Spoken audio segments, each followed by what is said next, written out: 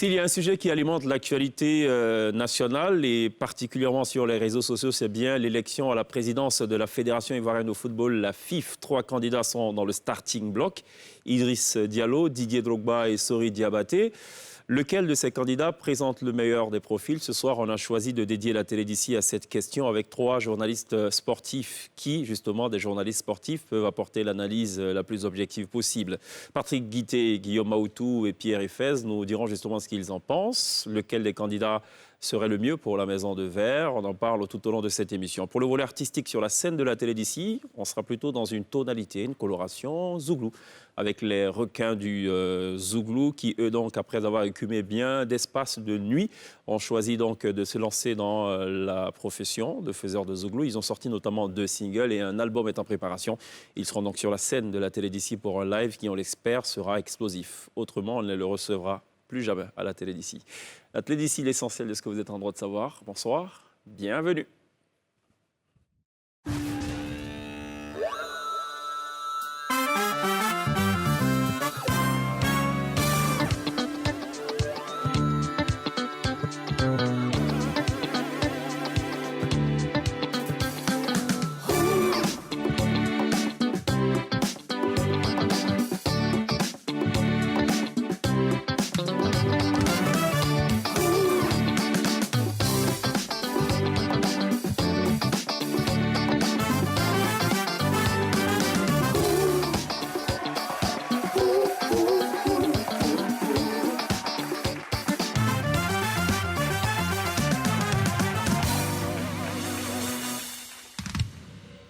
Vous faites toujours très bien de nous rejoindre dans la télé d'ici sur ANCI, la première chaîne de télévision privée de Côte d'Ivoire. Et comme on le disait tantôt d'entrée d'émission, on parle ce soir football. On parle particulièrement de l'élection à la présidence de la FIF, la Fédération ivoirienne de football. Et pour en parler, 3 journalistes sportifs. Guillaume Aoutou, bonsoir, bienvenue. Bonsoir, Cheikh. Merci de répondre à l'invitation de la télé d'ici. Le plaisir est partagé. D'accord, on attend beaucoup de vous. On attend de vous une analyse pointue. On va essayer. D'accord, très bien. Patrick Guité, ça va? Ça va très bien. Journaliste sportif. Depuis combien de temps quand même? Ça fait combien d'années de pratique? Moi, pratiquement 15 ans. 15 ans? Oui. D'accord, c'est pas ennuyeux de suivre le football pendant 15 ans? Il n'y a pas que le football dans la vie d'un journaliste sportif. Ah, qu'est-ce qu'il y a d'autre? Le basket aussi. Il y a le basket. Et oui, vous en savez quelque chose. C'est vrai. Bon, parfait, d'accord. En tout cas, merci d'être là, Patrick Guité. Pierre Efez, bienvenue. Merci, Cheikh. D'accord. J'allais poser la question, est-ce que le look, ça fait pas très foot, ça, non? Ça fait pas, non Bon, c'est pas lié. C'est pas lié, c'est pas forcément lié. Voilà, mais on peut aller au stade avec, sans problème. Sans problème, d'accord. Mais il fait chaud, hein, Dans la loge présidentielle, ça passe. Bon. Je ne savais pas qu'il y avait des journalistes qui étaient logés à une autre enseigne. Tiens, bon, c'est des révélations de taille. Combien d'années de pratique, Pierre? Une dizaine d'années. Une dizaine d'années. Guillaume, je n'ai pas demandé? On va dire 17 ans. 17 ans, d'accord, très bien. OK. Alors, messieurs, je propose qu'on aille crescendo. On va d'abord parler donc dans cet ordre-là. Rassurez-vous, hein, c'est pas de parti pris. Bon, Idriss Diallo, Didier Drogba, Sori Diabaté. On va donc parler des chances, des forces et faiblesses de chacun des candidats. Une sorte de décryptage donc, tout au long de cette émission. Juste avant de commencer, est-ce qu'on la connaît, la date des élections à la FIF? Non, pas encore. Pas encore? Non. Qu'est-ce qu'on attend?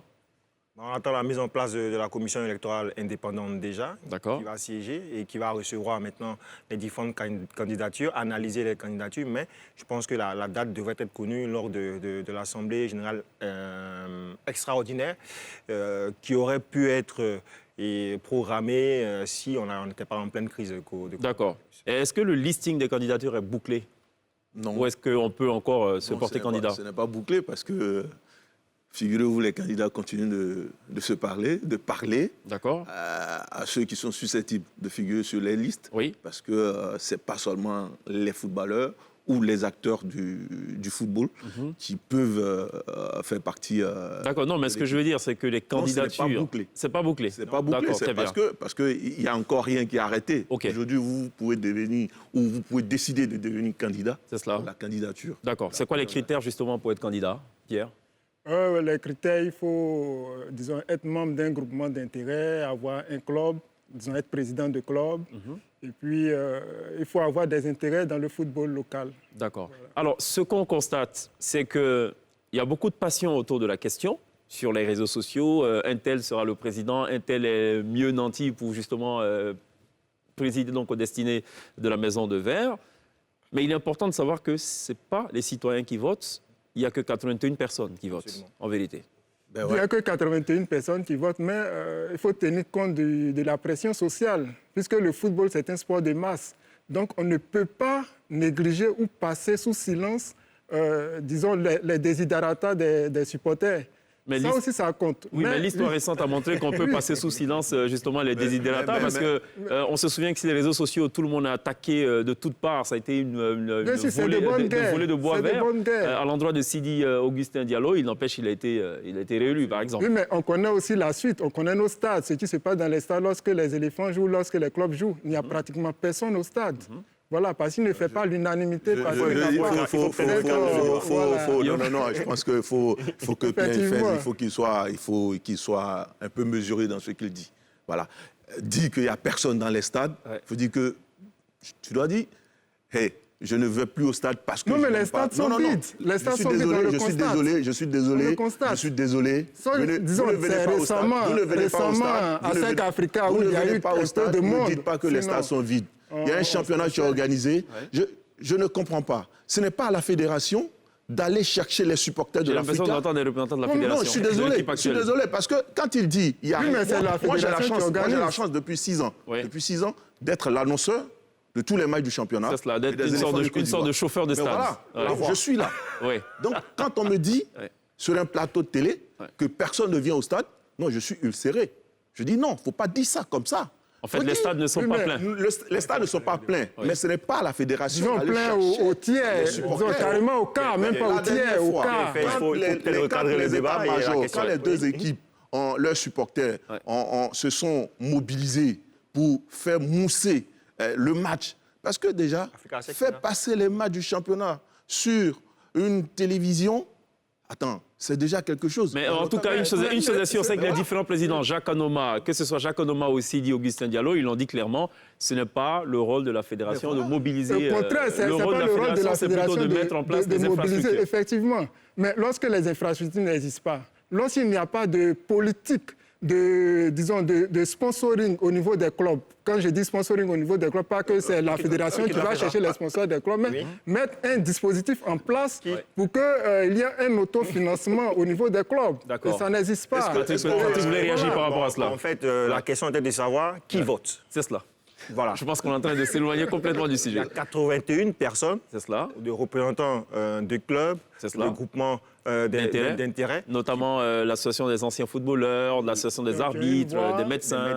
Des footballeurs en activité, des entraîneurs aussi, on en a parlé, qui vont participer à ce vote. Donc c'est déjà quadrillé, c'est balisé, on sait qu'il y a 81 personnes qui vont participer. Est-ce que les commentaires sur Facebook peuvent influencer les votes? That's the question. Absolument. Si on ne connaît pas, si on ne sait rien du football, donc de l'actualité du football, de son fonctionnement et de sa réalité, c'est sûr que le bruit autour pourrait influencer. Mais lorsqu'on est président de club, et donc on vit au quotidien tout ce qu'il y a comme organisation et financement de tout ce qu'il y a comme activité de son équipe, eh bien on ne peut pas se laisser influencer par l'extérieur. On regarde tout simplement les différents profils. On regarde tout simplement les différents programmes et on fait le bon choix pour son club. Très bien, on va parler des programmes. Messieurs, je propose qu'on commence par Idriss Diallo. Voici donc un candidat qui avait disparu des écrans radars, qui était donc de l'époque de Jacques Anoma, en charge du marketing, et qui soudainement réapparaît et donc se porte candidat à la présidence de la FIF. Ça va marcher ou pas? Ça sera difficile. Ça sera difficile pour Idriss Diallo qui est, comme vous l'avez dit, qui a disparu. Ça sera facile pour qui? Difficile pour Idriss Diallo. Facile pour qui? Mais on verra. Non, pour l'instant, nous sommes sur Idriss Diallo. On verra. Idriss Diallo. Voilà, Idriss Diallo qui a disparu des écrans radars. Je crois qu'il gérait le volet marketing. Sponsoring sous Jacques Anoma et qui apparaît comme un cheveu sous la soupe, qui veut diriger la Fédération ivoirienne de football. On peut dire qu'il est méconnu disons, de l'opinion sportive. Oui, mais on l'a dit encore une fois, ce n'est pas l'opinion qui vote. Et donc, venir comme ça, chercher à diriger la FIF, et jusqu'à présent, il n'a proposé aucun projet. Voilà, même aucun bout de projet. Mais lequel des candidats a proposé un projet? Didier Drogba, qui a été le premier. Déjà, le 13 novembre 2019, à l'Hôtel Ivoire, il a réuni quelques clubs, D3 et D2, pour présenter très bien. projet. On va arriver à Didier Drogba. Oui. OK, donc pour vous, Idriss Diallo est méconnu, il est méconnu de l'opinion sportive. Mais il n'est pas méconnu des présidents. Non, non, pas du tout. D'accord. Et il a peut-être un bilan aussi de Jacques Anoma par ricochet qui plaît dans sa faveur. Oui, au niveau de l'équipe nationale, sous Jacques Anoma, je pense qu'il a fait du bon travail. En ce qui concerne le sponsoring de l'équipe nationale. Mais il faut le dire, c'est grâce à Didier Drogba qui portait cette équipe nationale à bout des bras. Et donc, à travers son nom, qui est une marque déposée, qui est une identité remarquable, les sponsors n'hésitaient pas à venir. Donc, ça facilitait un peu la tâche. Le schéma en train de se dessiner. Pour l'instant, on sait qu'on a un pro équipe actuelle, on a un pro Drogba. Je pense au chèque. Oui, Guillaume. Ici, il faut représenter Pierre Efes. Il faut dire que c'est le représentant de Didier Drogba sur ce plateau. Non, je n'ai pas été mandaté par Didier Drogba. Visiblement, c'est ça. On est en droit de le penser. Bon, OK, très bien. Voilà. Je dis, on n'a pas une boule de cristal pour regarder pour dire qui va gagner les élections. On peut quand même lancer les courriers. Non, on peut lancer les courriers. Mais je veux dire, il faut faire attention. Faire attention. Nous ne sommes qu'à l'étape de pré-campagne. Dire de M. Idriss Yassine Diallo qu'il ne peut pas prétendre... qu'il est méconnu de l'opinion. Qu'il est méconnu. L'opinion, il faut que ce soit clair. Ce n'est pas l'opinion qui vote. Il y a 81... mais il faut tenir compte de l'opinion. Il y a 81 électeurs. L'opinion, le football est un sport de masse. Le sport est un sport de masse. Pierre, tu as parlé, on t'a laissé parler, on t'a écouté. Ce n'est pas parce qu'on n'avait rien à dire. D'accord, Pierre, l'opinion ne viendra pas ici pour forcer la main aux présidents de club. Les présidents de club sont des gens responsables. C'est des gens qui investissent chaque jour, chaque année dans leur club. Et qui payent des salaires. On va tout dire de ces présidents de club. Mais déjà, ils ont le mérite. Ils ont le mérite d'avoir osé, d'entretenir des jeunes gens, même si, on va dire, les salaires ne sont pas à la hauteur, les entretiens ou tout ce qu'ils font, ce n'est pas bien, mais déjà, il faut qu'ils fassent vivre le football local. Et ils ont un mérite. Il faut les respecter. Ils savent ce qui est bon pour eux. Au moment opportun, ils vont choisir. Alors, ils n'ont pas besoin de l'opinion. Parfait. Alors, Patrick Guité, c'est assez surprenant ce que dit Pierre quand il dit que Idriss Diallo est méconnu, quand on sait qu'il a quand même le soutien d'un premier candidat, c'est Malick Toé, qui, lui, a la particularité d'avoir donc exercé sous Jacques Anoma et sous l'équipe actuelle, donc celle de Sidi Diallo, donc qui a une certaine expérience et qui est connu, et donc qui apporte finalement son soutien à Idriss Diallo. Ça a quand même son importance. Absolument, ça a son importance, surtout que Malick Toé est issu d'une frange de présidents de clubs qui a contesté la gestion donc, de Sidi Diallo. Le fameux G42 qui s'est mué après en GX, parce qu'on ne savait plus combien de présidents étaient contre Sidi. On l'appelle maintenant le G mouvant, le G mouvant dans le jargon. J'ai cru entendre même que le président Jacques a ordonné sa dissolution.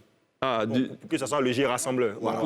C'était Jacques Anoma. Ça devient le G rassembleur. Je pense que c'est un soutien de poids, parce que Malick Toé est quand même quelqu'un qui est connu du milieu, du football, qui est connu pour sa gestion au niveau donc, du marketing également, donc, de la Fédération ivoirienne de football, tout comme Idriss Diallo, qui est tout à fait connu. Et lorsque vous regardez la fameuse vidéo de la qualification des éléphants de Côte d'Ivoire pour la première Coupe du Monde, vous voyez... En 2006 En 2005, on va dire, pour le Mondial de 2006. Un Copa Barry qui tombe dans les bras d'Idriss Diallo et qui dit « Président Fouka Fouka ».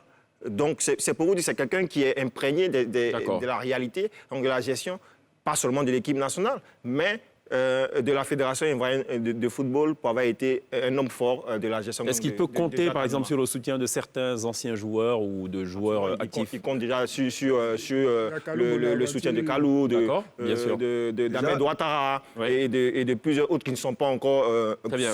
Alors, je vous propose, messieurs, Déjà, il faut noter, Cheikh, que Idriss est président, il est vice-président de l'AFAD, vice-président fondateur. Il a même annoncé à l'association de football de Djekano. Oui, d'accord. Ce n'est pas rien. OK, donc il n'est pas méconnu, tant que ça. Alors justement, vous parliez tout à l'heure de Kalou Bonaventure qui officiellement donc avait apporté son soutien à Malick Toé, qui lui a apporté son soutien à Idriss Diallo, donc par ricochet, Kalou Bonaventure donc l'a suivi, par conviction ou pas, on ne sait pas, on lui a posé justement cette question. Par respect de sa parole. D'accord, oui, il a également dit. Alors on va regarder cet extrait donc, du passage de Kalou Bonaventure dans la télé d'ici, et puis juste derrière, on décrypte. Des observateurs de la vie footballistique ivoirienne parlent plutôt d'animosité entre Kalou Bonaventure et Didier Drogba et que ça remonterait à l'époque de la sélection des éléphants. Les gens aiment trouver des conflits entre les gens. Non, je n'ai pas de problème de personne avec Didier. La preuve, je l'ai appelé. Après, je lui ai dit que je ne pouvais pas l'accompagner parce que j'étais avec quelqu'un d'autre. Il n'y a pas de problème de personne entre lui et moi, non. D'accord. Vous choisissez de suivre Malick Towé, j'imagine, par conviction. Tout à fait. Malick Towé n'est plus candidat à la présidence de la FIF et décide de se ranger systématiquement derrière Idriss Diallo. Tout à fait. Est-ce que vous faites du suivisme ou est-ce un choix mûri? Non, j'ai parlé avec Idriss, que je connais bien, hein, que tous les sportifs ivoiriens, ceux qui connaissent le football, ne peuvent pas ignorer que Idriss était un pilier de la gestion de Jacques Anoma. Et si on parle d'une gestion positive, c'est parce que voilà, il a été quelqu'un d'important dans la réussite de Jacques Anoma. Donc, j'ai discuté avec lui et j'ai vu son programme. Et puis, voilà, il m'a paru... c'est un programme qui est assez étoffé, qui fait la part belle aux anciens, voilà, le football va revenir au centre des débats. Et puis, ce n'est pas quelqu'un qui était dans un combat contre Sidi. Voilà, moi, c'est ce qui m'a rassuré dans le fait de me joindre à sa campagne. Pierre Efez, pas de rivalité avec Didier Drogba. Il suit Idriss Diallo par conviction. Vous y croyez un mot ou pas à ce qu'il dit? Bon, quand j'écoute aussi ce qu'il a dit sur une télé, je pense qu'il a plus parlé de respect pour sa parole. C'est cela? Et donc là, il me parle de projet, mais il ne dit pas un mot du projet. Oui, on lui a demandé, il a dit qu'en temps venu, quelqu'un plus autorisé le révélera. Voilà. Donc je ne suis pas sûr qu'il y ait vu un projet de M. Idriss Diallo. Ah bon? Oui, mais il ne dit pas un mot, il n'en dit pas un mot. Et ensuite, une stratégie. Voilà. Ensuite, il nous dit qu'il a appelé Drogba pour lui dire qu'il ne pouvait pas le suivre. Il nous dit qu'il a pris le temps d'écouter tout le monde avant de décider. Bon, il y a une contradiction. D'accord. Tu ne peux pas écouter tout le monde et dire après non que je respecte ma parole donnée à Malick Towé qui est venu avant Didier Drogba. Dans ce cas, quand Didier Drogba t'appelle, qui dit viens te voir pour te présenter son projet, tu lui dis non, j'ai déjà donné ma parole. D'accord. Voilà. J'explique. Puisque tu n'as pas compris, j'explique. Bonaventure Kalou fait partie de l'Union des anciens footballeurs de Côte d'Ivoire. Donc, union qui a été rencontrée, mais qui a rencontré en tout cas les différents candidats qui ont forcément exposé leurs différents projets. Donc, le choix d'Idriss Diallo, puisque tu dis qu'il n'a pas vu le projet, etc., je pense que Idriss Diallo a présenté son projet, que ce soit à l'Union des Anciens, à l'AFI, en tout cas à tous les votants, donc au niveau donc, de la Fédération ivoirienne de football. Donc ça, il faut déjà le clarifier pour ne pas indiquer que c'est un choix, juste un béni oui. Et puis voilà, lorsqu'il... D'accord. C'était juste la précision. C'est quoi alors, ce qu'il faut noter, c'est que Kalou, je peux me tromper, mais n'est pas un simple soutien de Idriss. Vous avez parlé tout à l'heure de liste. C'est cela? Je pense, même s'il ne le dit pas, je pense que Kalou peut être sur la liste d'Idriss Diallo.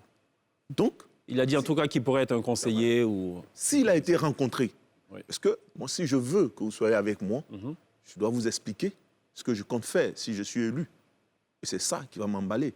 Si Didier a décidé de rencontrer Kalou, ça veut dire que Kalou n'est pas n'importe qui. Il a été un ancien international. Et aujourd'hui, il est maire. Il sait ce que c'est qu'une élection. Ceci pour dire quoi? Pour dire qu'il sait ce que c'est qu'une élection. Oui. Il n'est pas... Il a de la suite dans les idées. Il peut lui être utile. Il peut l'aider à atteindre ses objectifs. Alors, les points faibles de Idriss Diallo, on connaît déjà. Le point de vue de Pierre Efez, méconnaissance de l'opinion, l'a-t-il dit? C'est pas juste. Avec assurance. Voilà. Guillaume, rapidement, le point faible. Je pense que le fait que Idriss soit parti depuis 8 ans, se soit éloigné des réalités quotidiennes du football ivoirien, ça peut le desservir. D'accord. Mais, vous savez, il sait pourquoi il vient, je pense. Il a pesé le pour et le contre. C'est un grand monsieur. Je ne dirais pas c'est un grand garçon. C'est un grand responsable. D'accord. Il sait comment il compte retourner la chose. D'accord. Patrick? Ouais, j'abonde dans le même sens. C'est le fait qu'ils se soient éloignés un tout petit peu des réalités en termes de gestion du football et donc éloignés du milieu du football parce qu'en temps, il y a de nouvelles têtes qui ont germé en termes de présidents de clubs qui ont eu de nouvelles habitudes. Donc ça également, ça peut être un frein à son élection. Est-ce qu'on est d'accord au moins pour dire que pour l'instant, on n'a aucune idée du contenu de son programme? Aucune idée. D'accord, parfait. Marquons une pause, messieurs. On va direct à la pub, on revient dans quelques instants pour la suite de cet échange concernant donc les élections à la présidence de la Fédération ivoirienne de football.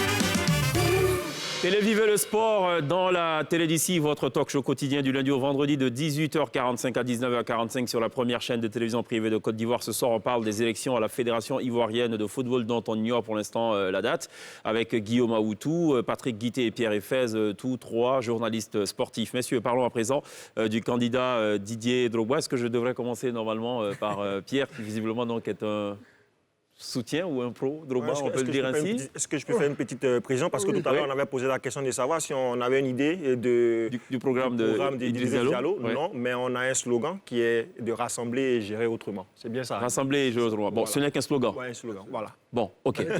Entre un slogan et l'implémentation, bien des fois, voilà, il y a un gap effarant. Alors, donc, voilà. C'est tombé comme un couplet. Oui. Les anciens footballeurs réunis donc au sein de l'association, c'est l'AFI, hein, c'est bien cela? L'UFC, oui. N'ont pas voté pour Didier Drogba. C'est assez surprenant quand même. Comment on ne vote pas pour son ancien coéquipier qui de surcroît est un membre d'honneur de cette association? Tout à fait. C'est la grande interrogation. Et quand on ce n'est plus une interrogation dans tous les cas. On connaît le résultat. Non, on s'est dit pourquoi. Ah oui. Voilà, pourquoi donc l'interrogation mérite d'être à sa place. Et disons, les anciens se réunissent, sinon les membres de l'UFC se réunissent sans leur président Guaméné Alain qui est, confiné en France. Oui, mais il a fait par visio, il est intervenu en visioconférence, voilà. Je crois. Oui, donc on peut par visioconférence, on n'était pas là. Lui, il n'a pas confiné, il n'a pas infirmé non plus. Donc, on ne sait pas effectivement si... je rappelle le score quand même. C'est 11 pour Sori Diabaté. Oui. Et 3 abstentions. Dont Alain Guaméné. Donc, même s'il était présent, ça n'aurait changé grand-chose. Abstention, ça signifie qu'il n'est pas d'accord. Qu'il n'est pas d'accord avec... Non, ça signifie qu'il a refusé de voter. Abstention, il préfère ne pas se prononcer. C'est ce que ça veut dire. Voilà. En français, facile. Bon. Okay. Mais en même temps, il n'est pas donc ça fait 11 contre 3, on va dire. 11 contre 3. On n'est pas pour le concéder. Voilà. Et quand on regarde un peu la liste des votants, ce sont des joueurs en majorité qui ont une petite fonction à la Fédération ivoirienne de football. Et donc, ça va pas faire plaisir à Guillaume, ça. Pour ne pas perdre ses privilèges, quelques disons, perdièmes, alors ils ne peuvent pas aller contre leur employeur. Ah bon? Voilà, c'est pourquoi ils votent Sori Diabaté. Sinon, en fait, on a bien noté ce que vous dites. Ils n'ont pas regardé le projet de qui que ce soit. Et je vais vous dire, les anciens qui voient, ils sont un peu égocentriques. Je ne vais pas dire égoïstes, mais ils sont un peu égocentriques. C'est-à-dire que tout doit tourner autour de leur personne. Ils doivent être au centre de la fédération, de la gestion de la fédération. Oui, non, mais Ibrahim Koné a dit clairement dans une interview, Didier Drogba n'est arrivé qu'une seule fois, n'a participé qu'une seule fois à une réunion de l'association. Après, on ne l'a plus vu. Oui, voilà, c'est pourquoi je parle d'égocentrisme. Ils ne pensent qu'à eux. Drogba n'est pas venu me voir, Drogba ne participe pas. Non. Qu'est-ce que Drogba propose pour le football ivoirien en général? C'est ce qu'il faut retenir. C'est ce qu'il faut retenir. Qu'est-ce qu'il propose pour les acteurs? Ils ont des enfants qui jouent au football. Oui. Quel est l'avenir du football ivoirien? C'est ce qu'il faut retenir. Oui, mais en même temps, quand on se dit membre d'une association, il ne faut pas montrer un certain désintérêt. Oui, mais il faut aller au-delà de tout ça. D'accord, on vous a compris. Il faut se mettre au-dessus de tout ça. Alors, Guillaume Aoutou, c'est quand même assez étrange qu'il ne soit pas adoubé par ses anciens coéquipiers. Je pense que Pierre Efez, et collègues. Il est emporté, il est dans ses envolées. Il faut qu'il fasse attention à ce qu'il dit. Il est sur Facebook, quoi. Ça fait poétique, ça. Il faut qu'il fasse attention. Vous n'allez pas rajouter lyrique vers la fin, parce que dit de ces joueurs, parce que les gens oublient que ces anciens joueurs dont ils parlent ont été les premiers, avant Didier, à mouiller le maillot pour la Côte d'Ivoire. Ont remporté la première CAN pour la Côte d'Ivoire. En 92. Il faut les respecter. Quand tu dis c'est parce qu'ils n'ont pas envie de perdre leur privilège à la Fédération de football. Mais ils ont été nommés là-bas avant que cette élection ne survienne. Ou cette pré-campagne ne survienne. Non, attends. Déjà, il fallait qu'ils soient quelque part. Et puis, le bureau des anciens a été conçu avant qu'il ne soit coopté à la Fédération. C'est des gens réfléchis. Tu parles de Badr Aliou Sibi, tu parles de Kone Ibrahim, tu parles de Youssouf Alikou Fofana, de Oumar Ben Salah, Abdoulaye Traoré Ben Badi. C'est de ceux-là que tu parles. Non, faisons attention. Je dis, utilisons les bons mots. Nous sommes dans une élection, mais après les élections, le ballon va continuer à rouler. Est-ce que l'explication donnée par Ibrahim Kone tient la route de votre point de vue? C'est le bureau pour se déterminer. Ils ont trouvé la solution. On va tenir une réunion et on va passer au vote. Le candidat qui aura recueilli beaucoup de voix sera celui que nous allons soutenir, absolument, à qui nous allons donner notre parrainage. Ce n'est même pas un soutien, c'est un parrainage. Tu comprends? J'aimerais savoir quelle est l'urgence. Pierre. Quelle est l'urgence? Oui, mais parce que quand les candidats, ceux qui démarchent les clubs pour qu'on leur donne les parrainages aujourd'hui, quelle est l'urgence? On aurait pu attendre s'il n'y a pas d'urgence, mais l'urgence, c'est que tout le monde est en train de convoiter les parrainages. C'est une course au parrainage. Pourquoi il n'y a pas d'urgence? Il y a une urgence. Et donc, ils décident de passer au vote. Si c'est Didier qui avait été choisi, est-ce qu'on aurait entendu tous ces propos malveillants? Non, faisons attention. Patrick Guité, Ahmed Ouattara, qui lui aussi est justement membre de cette association, je présume. Il n'est même pas dans le bureau. Voilà, qui n'est pas dans le bureau. Ahmed était à la fédération sous Jacques. Il n'a pas branché. C'est cela. Et qui est un pro, Idriss Diallo, n'est-ce pas? Voilà, mais qui dit que Didier Drogba, c'est un peu trop tôt pour lui parce qu'il ne maîtrise pas les rouages. Vous partagez cet avis ou pas? Il a envie de dire que Didier Drogba, j'essaie d'interpréter, pour dire que Didier Drogba vient de finir sa carrière, il aurait dû apprendre tout simplement dans l'administration de la Fédération ivoirienne de football avant de prétendre au poste de président. Mais en même temps, chacun a ses ambitions. Donc on ne peut pas empêcher Didier Drogba d'avoir des ambitions, d'avoir un rêve, celui d'être président de la fédération, puisqu'il est légitime. Et après donc, observation de son dossier, eh bien, il sera légalement candidat à la présidence. Et Didier qui rétorque, d'ailleurs, j'ai un club aux États-unis, j'ai un club en Côte d'Ivoire, donc qu'on me dise que je ne connais pas... Le club en Côte d'Ivoire, c'est quoi? C'est quel club? Bon, moi, ce que je veux souligner dans cette affaire, c'est que vous avez une union des anciens footballeurs de Côte d'Ivoire dirigée par Alain Guamene, qui, pour ma part, n'a mené aucune bonne et grande action sur le terrain. Une union où les anciens ne sont pas intéressés donc, des activités donc, de l'Union.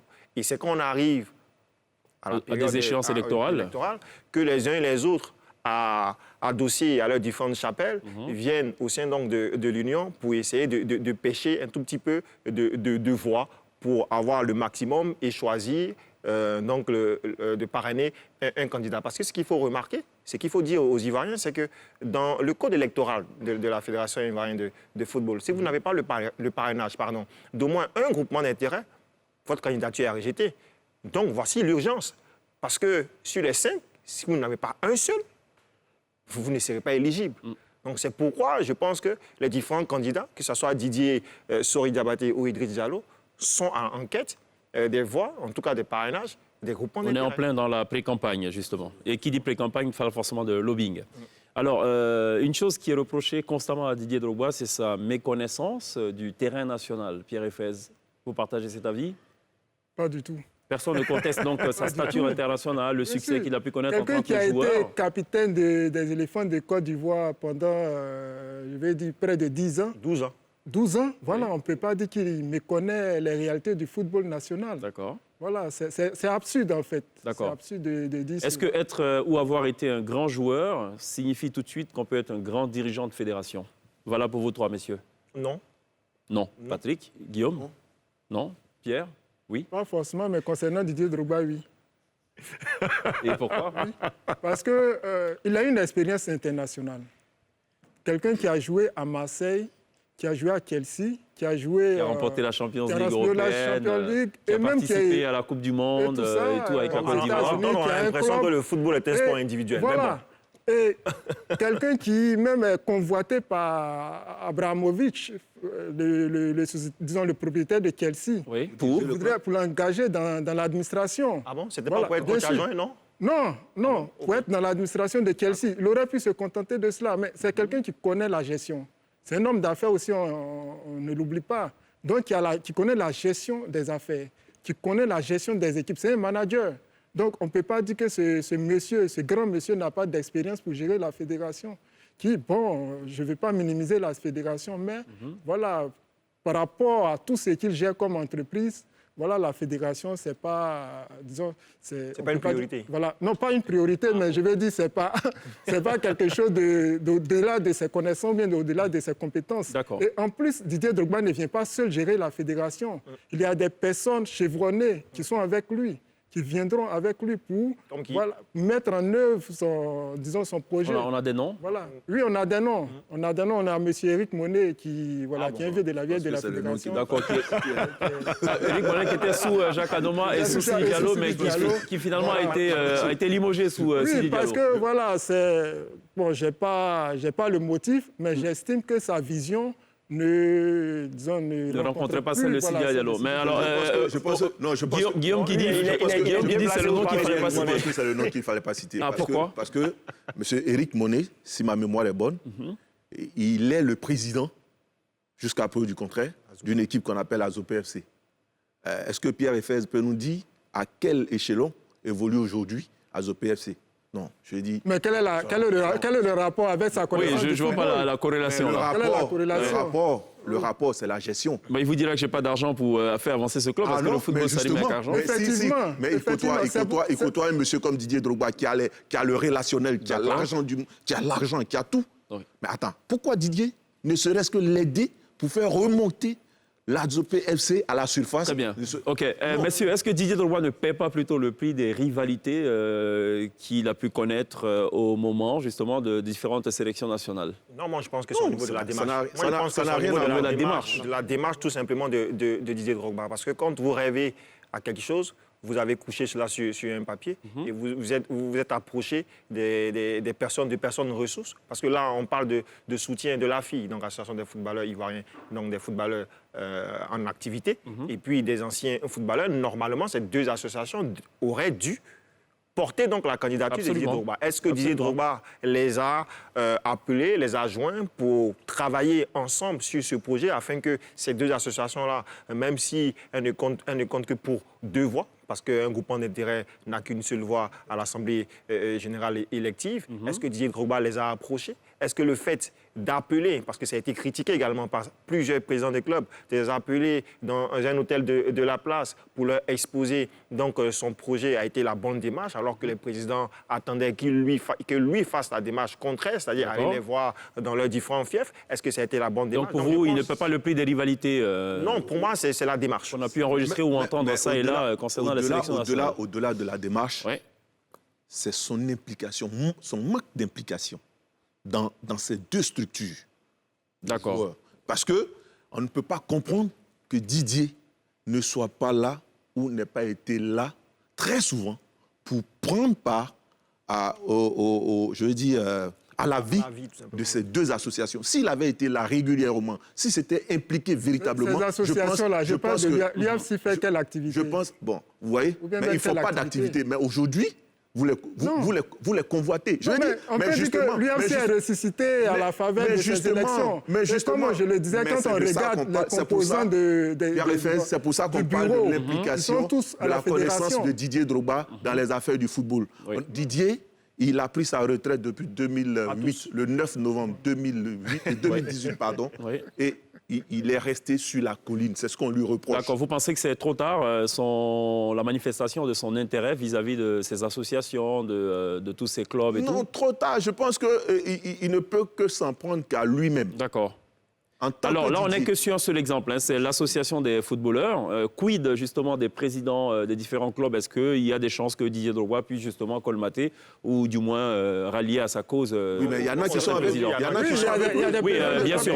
Eugène Dumandé, président de Sosinali. On annonce que le président de liste de Sassandra va basculer également. Donc il y aura forcément des présidents. Voilà, Didier, il a des présidents qui sont avec lui. Le vote, c'est la majorité simple, hein? C'est bien cela. Celui qui a le plus de voix au premier tour remporte. Voilà, il n'y a pas de deuxième tour, il n'y a pas d'alliance possible. Donc moi, je ne dirais pas comme les autres. Didier, il est légitime. Il est légitime. Il a une légitimité. Il est légitime. C'est un Ivoirien. Il a plus de 35 ans. C'est un Ivoirien. Il est légitime, comme tout le monde. Est-ce que c'est sa seule force, monsieur, pour parler des forces de Didier Drogba? Non, la légitimité. Sa force, c'est quoi? C'est que c'est Didier Drogba. C'est cela. Qui a été... C'est l'Ivoirien le plus connu au monde. Voilà. Absolument. Je l'ai réalisé la dernière fois, j'étais là dans ma propre introspection, j'ai dit mais c'est incroyable, parce qu'on l'a reçu justement dans la télé d'ici, j'ai dit mais c'est fou, c'est l'Ivoirien le plus connu. Il est même plus connu que le président de la République, que tous les présidents réunis. Voilà, vous vous retrouvez dans un fin fond quelque part au bout de la planète. Nous l'avons tous expérimenté. Donc, personne ne peut lui dénier ce statut. D'accord. Didier, il est légitime. Il a le droit de se présenter. D'accord. Maintenant, oui. Mais après, est-ce qu'il sera élu? Bon, évidemment, ça on le sait, Guillaume ne peut pas nous répondre, ni Patrick, ni Pierre. Ça, c'est une certitude. Pour parler aux internautes, donc qui nous suivent en ce moment. Voilà, de Facebook, le virtuel, tout ça. Il ne s'agit pas d'une l'opinion populaire. Voilà, il ne s'agit pas d'une intronisation, il s'agit d'une compétition. Il ne s'agit pas d'une intronisation, il s'agit d'une compétition. D'accord. Qui est mieux placé que Didier pour parler des compétitions, lui qui a participé à tant de compétitions, de matchs, de rencontres où il a perdu, où il a gagné. Donc, laissons les uns et les autres aller à la compétition et arrêtons de dire qu'il faut le légitimer tout de suite et pour qu'il soit à la tête de la...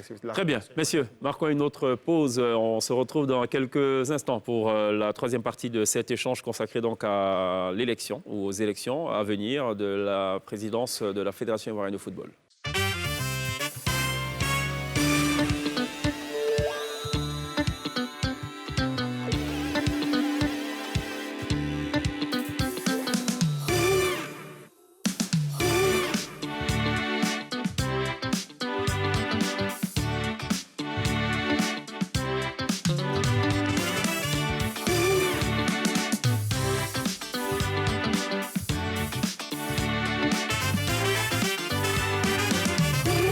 Vous faites toujours très bien de nous rejoindre dans la télé d'ici sur NCI tous les soirs, du lundi au vendredi, pour aborder des questions qui vous intéressent, des sujets d'intérêt national. Et ce soir, nous avons choisi de parler donc des élections à la Fédération ivoirienne de football, dont on ignore, encore une fois, c'est bon de le préciser, la date donc des élections. Il faut aussi préciser qu'il n'y a que finalement 81 personnes qui vont voter et non l'opinion publique nationale, comme le soulignait notamment Pierre Heffez. Enfin, Pierre Heffez qui disait qu'il faut tenir compte de l'opinion publique dans cette affaire. Alors justement, messieurs, on a parlé d'Idriss Diallo, on a parlé de Sidi Augustin Diallo, Idriss Diallo. C'est un lapsus, mais vous allez comprendre pourquoi je parle de Sidi. On va à présent parler, à la suite de Didier Drogba, de Soli Diabaté, qui lui donc est un candidat aussi donc à la présidence de la Maison de Verre. Je propose d'ailleurs de regarder ce petit medley qu'on a réalisé.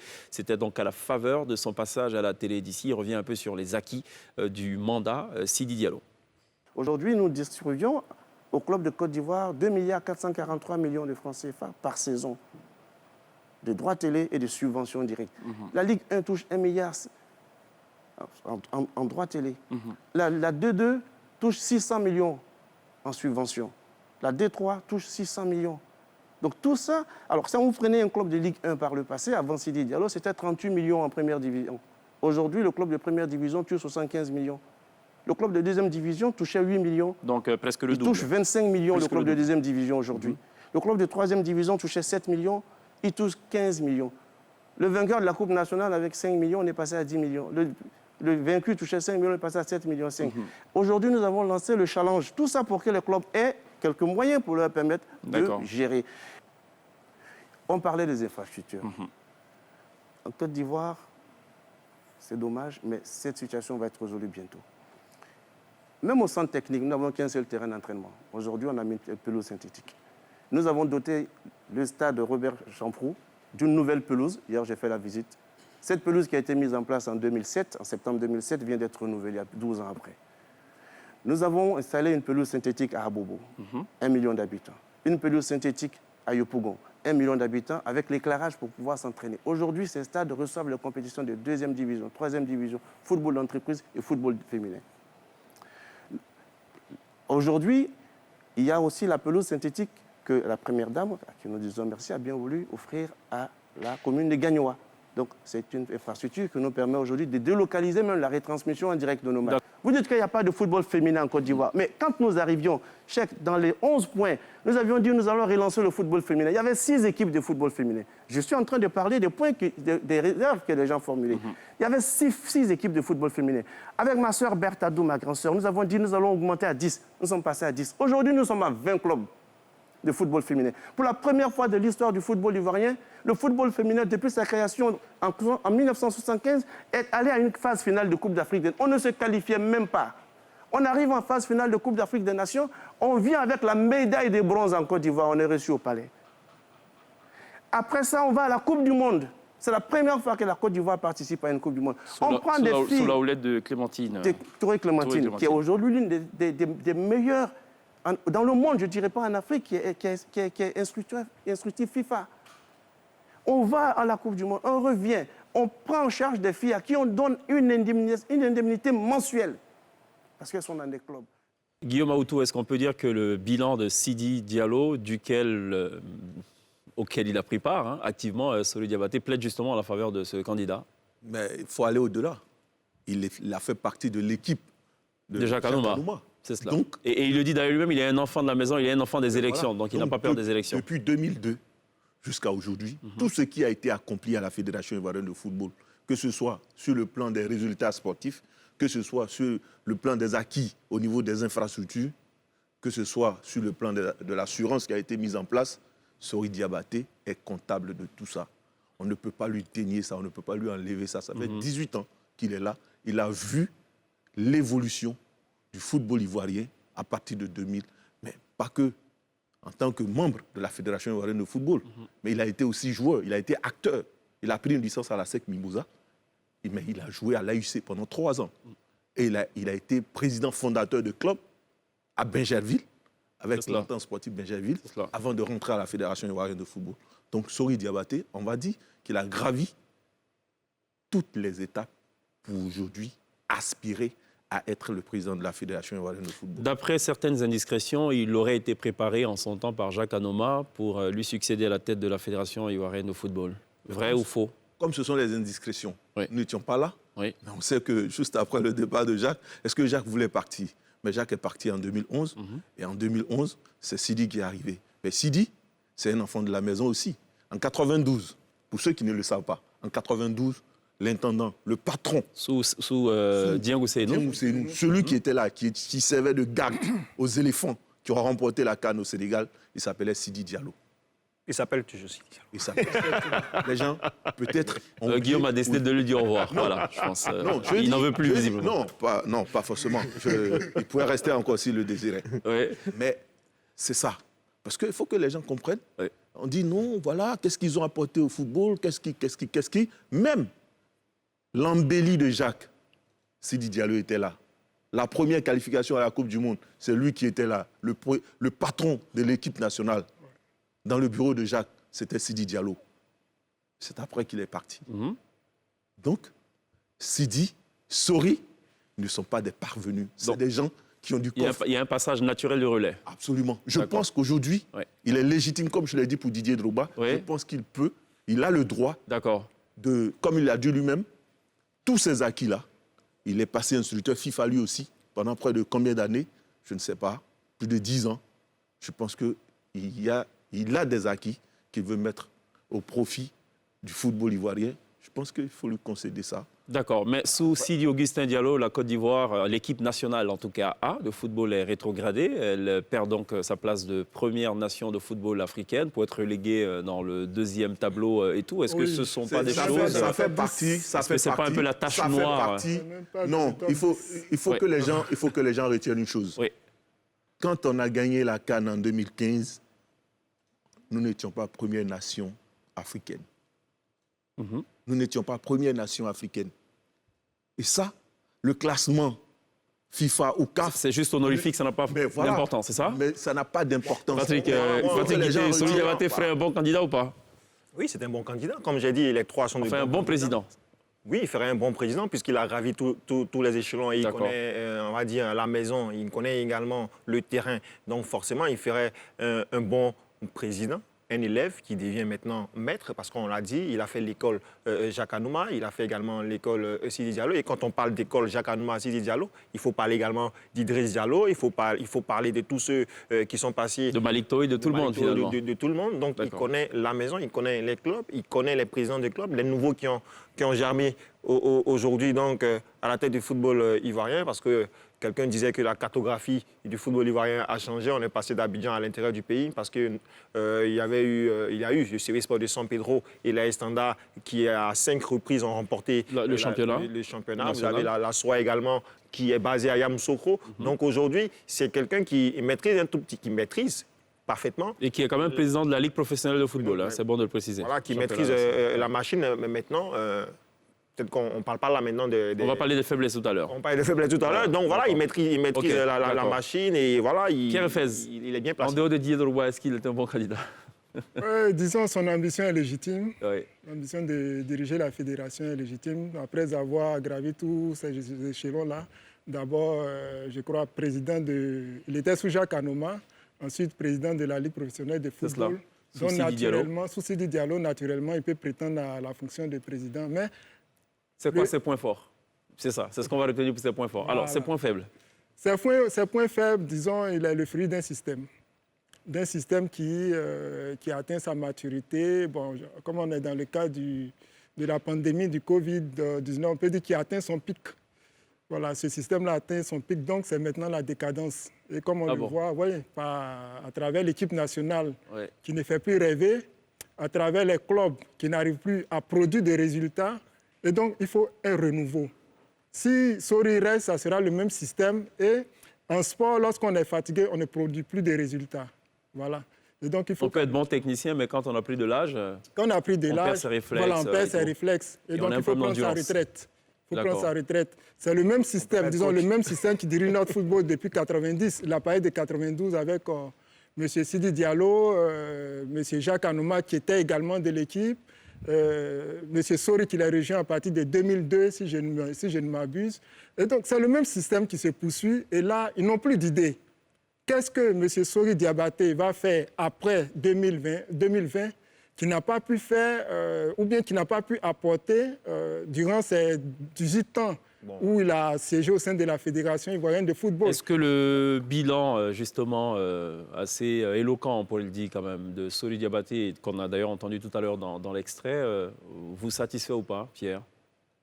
L'augmentation des primes allouées aux différents clubs, l'assurance maladie pour tous les clubs. Je fais un constat, les clubs n'ont pas d'écart.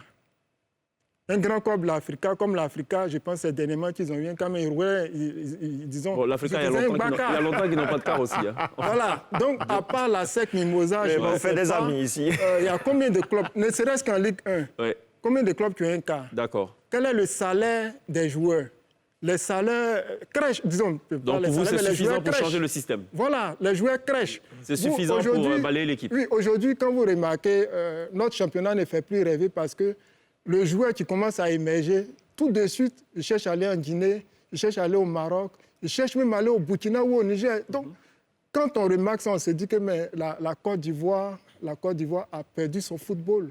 Mais ce problème, il n'est pas inhérent qu'à la Côte d'Ivoire. C'est un problème, j'ai envie de dire, continental, à l'exception peut-être du TP Mazembe, peut-être quelques rares clubs sud-africains. Oui, mais on sème, les joueurs ivoiriens sèment n'importe quel championnat aujourd'hui. Même, tu vas, je sais pas, aux îles Fidji. Mais qu'est-ce qu'on peut faire? Qu'est-ce que Didier Drogba va faire? Effectivement. Ce n'était pas le cas il y a quelques temps. Qu'est-ce qu'il va faire, Didier Drogba? Vu que vous êtes dans le secret des dieux.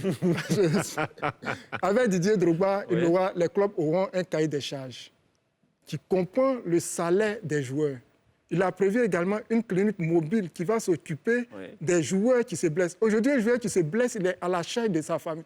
Il y a Badié Bagnon qui a fait une interview récemment, non, pas une interview, mais il était sur la 3. Il a dit à la veille d'un match, il y a un de ses coéquipiers dont la femme devrait accoucher par césarienne. Il n'avait même pas un rond. Et le samedi, il devrait jouer. Ce n'est pas normal. Très bien. Patrick. Moi, je veux préciser. De Solou Diabaté. Pour préciser les choses, c'est pour dire que ce n'est pas la fédération de payer les salaires des joueurs. Il y a des clubs qui emploient des joueurs. Il y a des clubs qui reçoivent des subventions, donc les droits TV. Donc le point noir, pour revenir donc, aux faiblesses donc, de Sidi Diallo, pardon, de Sori et Diabaté, c'est tout comme. C'est justement ça, aller s'impliquer dans la gestion des fonds qui ont été alloués par la Fédération ivoirienne de football, parce que ce n'est pas normal de percevoir près de 100 millions, je parle des clubs, et ne pas payer les salaires des joueurs. Donc là, je pense que c'est un point qui est abordé, on va dire, dans le programme donc, de Sori Diabaté, qu'il a publié un tout petit peu partout, parce qu'également, il a ouvert une page Facebook pour communiquer à outrance. Donc, c'est l'une des plaies de la Fédération. D'accord. C'est-à-dire gérer, en tout cas, surveiller la gestion des fonds qui sont alloués aux différents clubs. Absolument. Pour que en gros, faire le gendarme.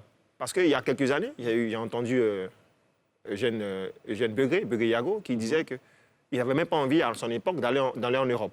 Alors qu'à cette époque-là, je ne suis pas sûr que les clubs percevaient en subvention 50 millions. Donc c'est au niveau donc, des présidents des clubs de prendre leurs dispositions, de prendre conscience qu'ils doivent prendre en charge leurs joueurs et que tout dépend. La performance, la prestation dépend donc de... OK. Guillaume Aoutou, est-ce qu'il y a des points faibles sur le Diabaté? Oui, bien entendu. Ah, il y en a? Ah, OK, bon. C'est pas un divin, mais ce que je veux rappeler Non, parlons des points faibles. Non, non. Parce que quand il parle il n'a plus d'idées, les clubs n'ont pas de cas... Bon, franchement, j'ai l'impression que Pierre Eiffel, il mélange tout. Faut pas mélanger. Faut pas mélanger, à part la SEC. Mais comment la SEC a pu acquérir son cas? C'est l'organisation de la SEC. C'est les idées de la SEC.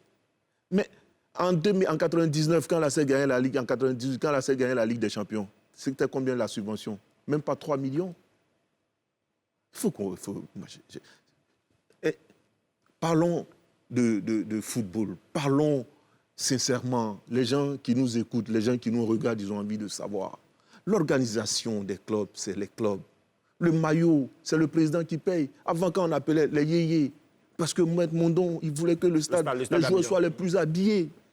Quand Zensou, il vient... Donc, il n'allait pas prendre les maillots des Dallas? Non. Zensou, il va prendre les maillots, il te dit... Ça, c'était la gestion traditionnelle. Oui, les choses ont évolué. Non, mais les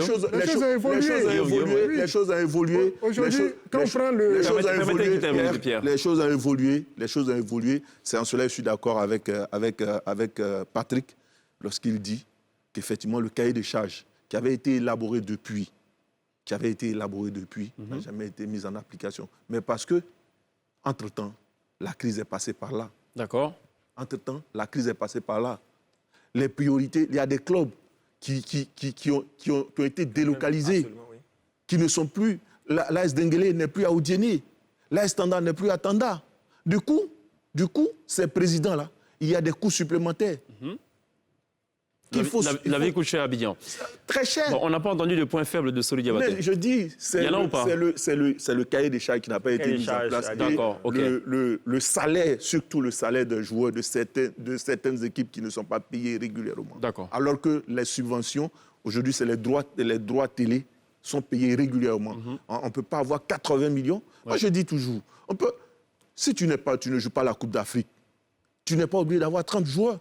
Tu peux avoir 25 joueurs ou 20 joueurs. Et puis tu les payes correctement. C'est là le problème. D'accord. Donc c'est une affaire inhérente. On ne dira pas que tout est rose, tout est beau. OK, parfait. Merci. Mais c'est des choses... On marque une autre pause, messieurs. On se retrouve dans quelques petits instants seulement pour le dernier virage de la télé d'ici consacré à l'élection du président de la Fédération ivoirienne de football. Donc c'est le premier volet d'une série d'émissions qu'on prévoit autour de cette question. On en parle pour le dernier tour de table dans quelques petites secondes seulement.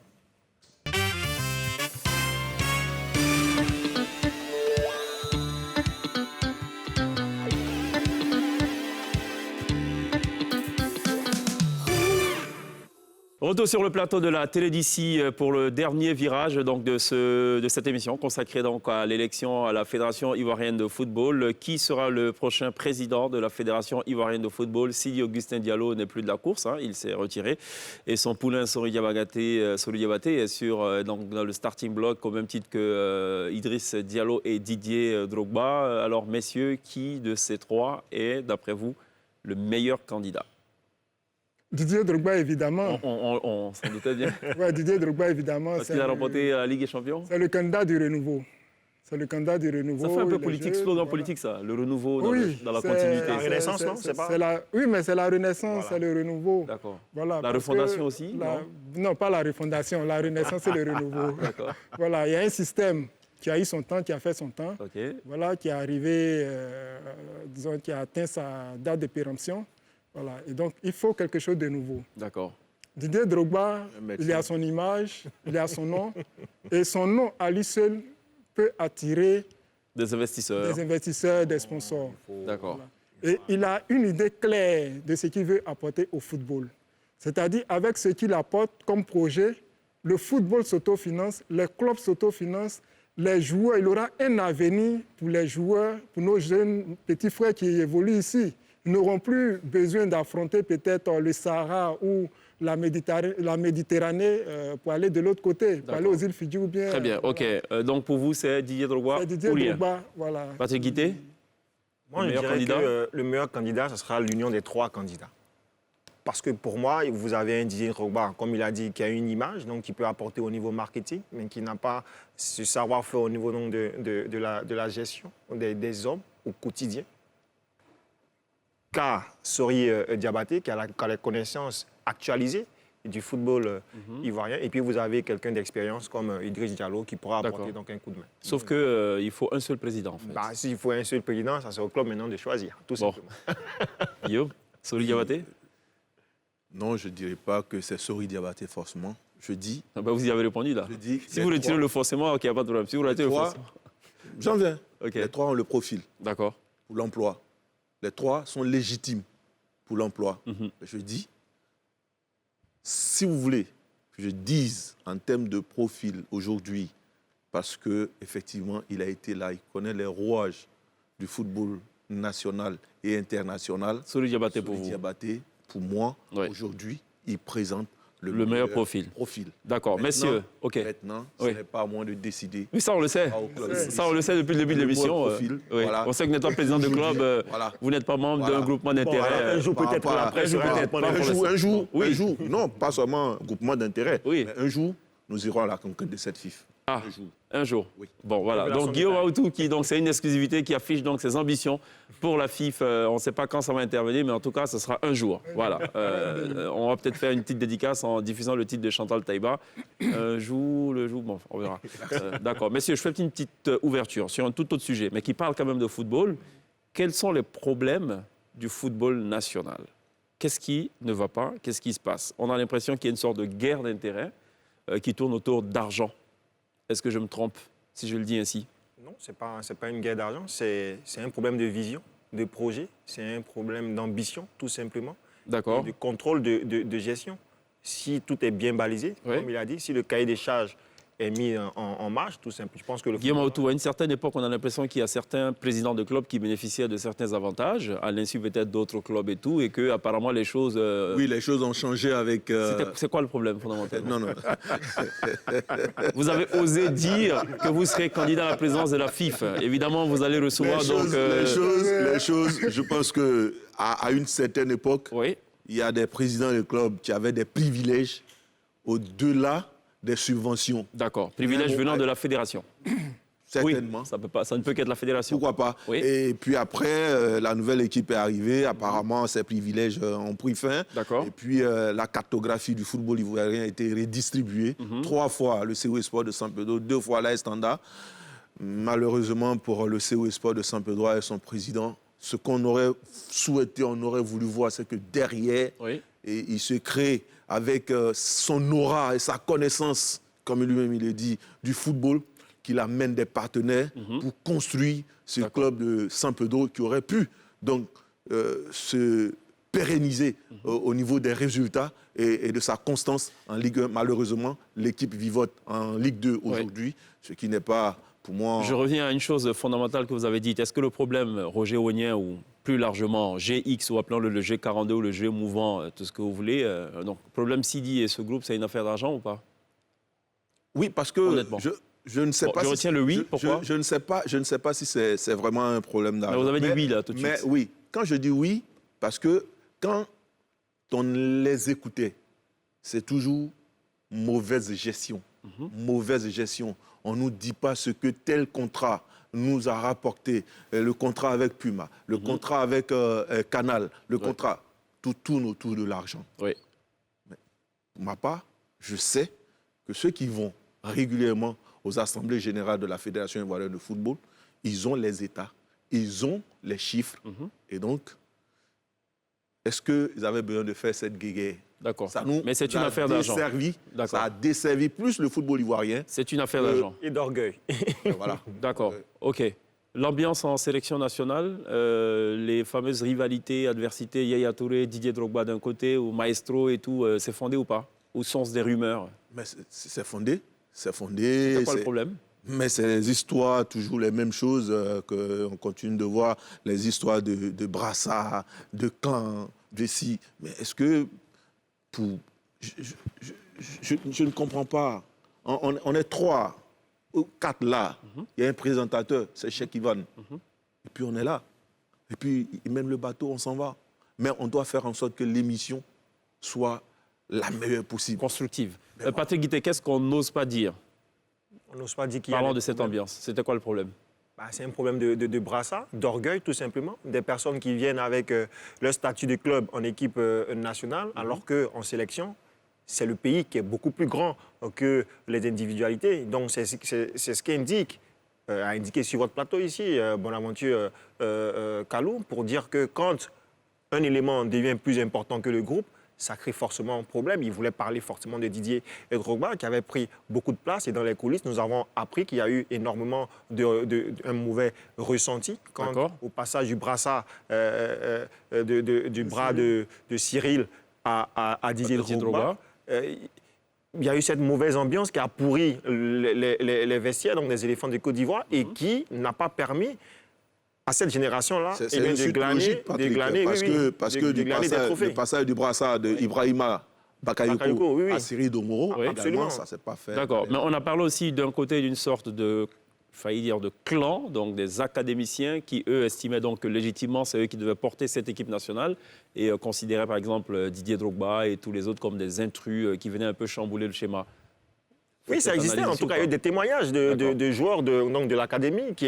Parce que quand vous avez grandi ensemble, forcément, vous formez un groupe, vous formez un clan. C'est ce qu'on appelle un clan, tout simplement. Parce que vous voyez des étrangers, entre guillemets, venir en équipe nationale. Parce qu'entre-temps, il faut souligner également que l'équipe olympique de Côte d'Ivoire était composée que d'éléments de l'académie. C'est cela. Ce qui n'était pas normal à l'époque pour moi.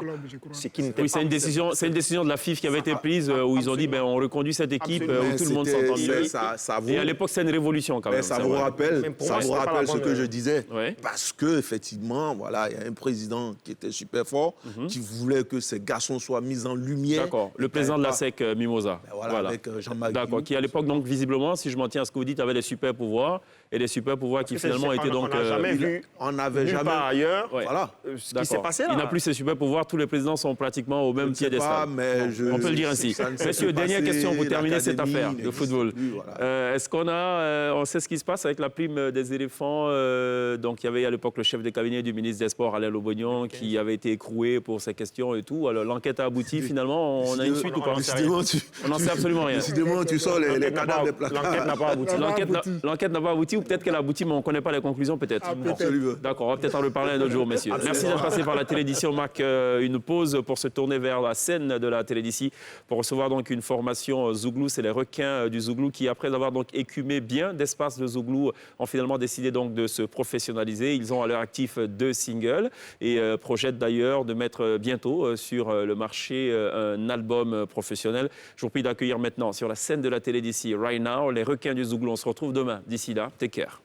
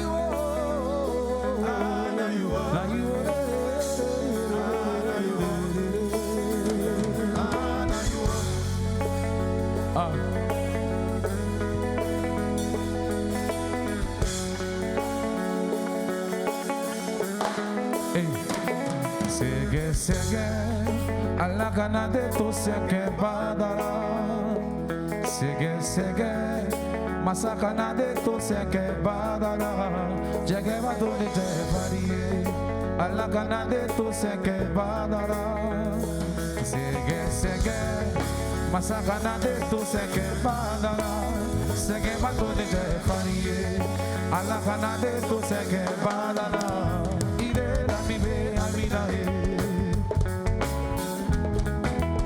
Ide la vive Congo na Ide la vive Amina Ide la vive Congo na quand tout s'abandonne et que devant ta misère tu te retrouves seul, quand même Dieu t'abandonne et que tu n'as plus que tes yeux pour pleurer, quand tout s'abandonne et que devant ta misère tu te retrouves seul, quand même Dieu t'abandonne et que tu n'as plus que tes yeux pour pleurer. Il est l'arrivée Amina, il est l'arrivée Congo.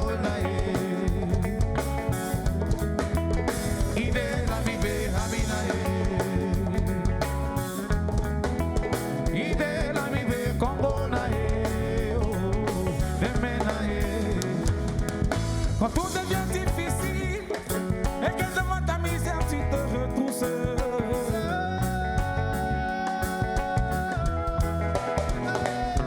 quand plus personne ne peut t'aider, quand plus personne ne peut t'aider, quand le train de l'espoir s'avance sans toi, quand la mère regarde son fils mourir sous ses yeux, et puis son innocente seul dans le mal, seul face à tout ça.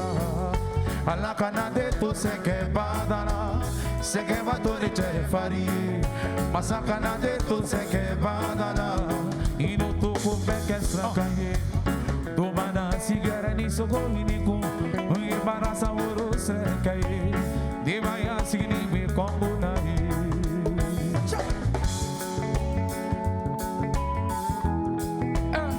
say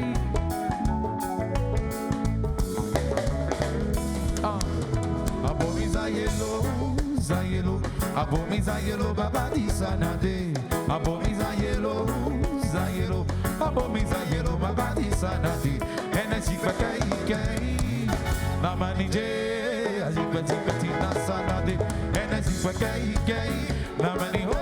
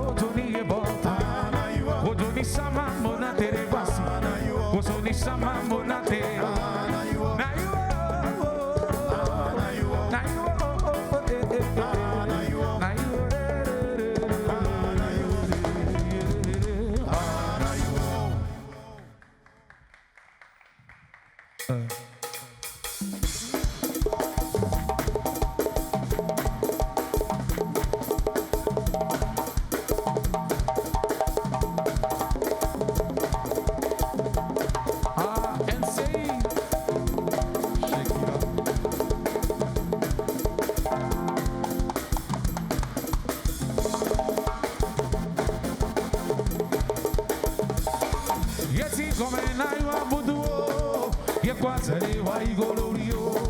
Yeti komena wa buduo. Yekwazele wa igolorio. Yeti komena wa buduo. Yekwazele wa igolorio. Yeti komena wa buduo. Yekwazele wa igolorio. Yeti komena wa buduo. Yekwazele wa igolorio. Yeti komena wa buduo. Yekwazele wa igolorio. Yeti komena wa buduo. Yekwazele wa igolorio. Yeti komena wa buduo. Yekwazele wa igolorio. Yekwazele wa igolorio. Wa igolorio ziza wa igolorio. Yekwazele wa igolorio. Yekwazele wa igolorio. Yekwazele wa igolorio. Yekwazele wa igolorio. Yekwazele wa igolorio. Yekwazele wa igolorio. Aigwe sata o, aigwe sata. Aigwe sata leyo, aigwe sata, sata aigwe, aigwe, aigwe, aigwe sata, sata aigwe, aigwe, aigwe, aigwe sata, aigwe sata o, aigwe sata, aigwe sata leyo, aigwe sata, sata aigwe, aigwe, aigwe, aigwe sata, sata aigwe, aigwe, aigwe, aigwe sata. Yeah, anuma numa, anuma numa numa, yeah, anuma numa, anuma numa numa, yeah, anuma numa, anuma numa numa, yeah, anuma numa, numa, anuma numa, say yo, anuma numa numa, yeah, anuma numa, anuma numa numa, yeah, anuma numa, oh yeah, anuma numa, yeah, anuma numa. Le souglou FIFA, piletité le souglou FIFA. Au pays ton nom est gâté. On dit Zouglouman qu'on n'est pas papier. Zouglouman n'a pas de quartier. Mais dans la vie chacun a son métier. Avant de parler le Zouglou vivra. Sans le Zouglou, qu'allons-nous devenir? Sota.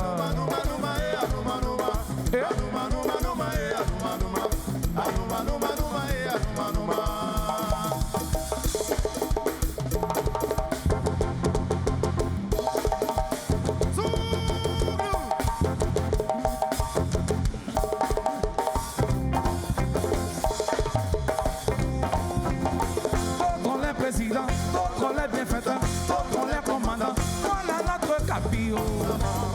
On a notre capillot. On a notre capillot.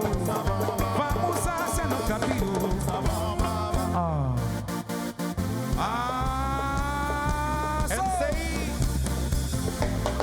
Sa maman a travaillé. Sa maman a travaillé. Capitaine Bamso Kaparake. Hugo, sa maman a travaillé. Tu es jaloux, c'est mon vie, mes belles voitures, mes belles chemises. Ça s'est pas fait tout seul, il aurait fallu qu'elle me donne la vie. Mais pardon, femme de toi, femme émancipée. C'est la goutte de ton sang qui m'a rendu grand. Ce que tu vois là, c'est à ma mère que je le dois. On boit depuis 10%, dis merci à maman. À travailler, à travailler.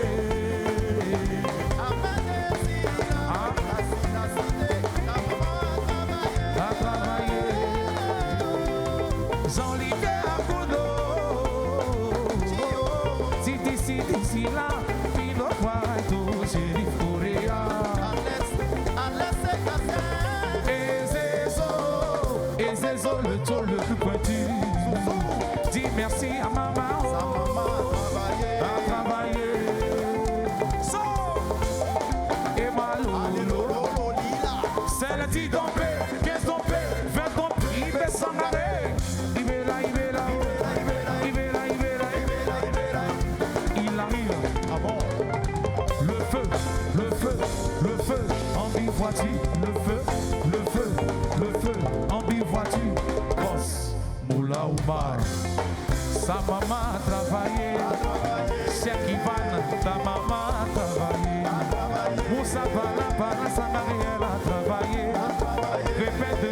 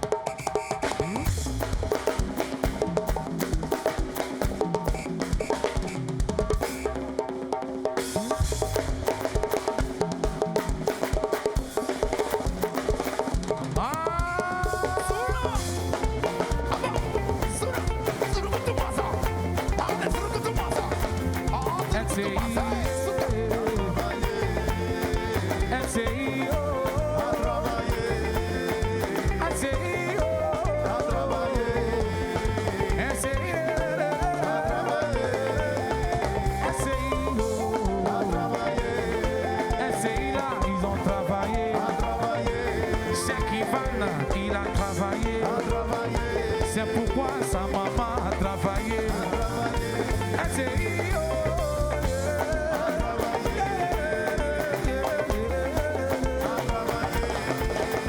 Sa maman a travaillé.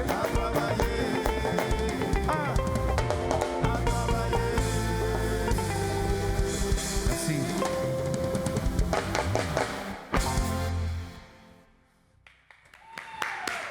Good job les gars. Bravo.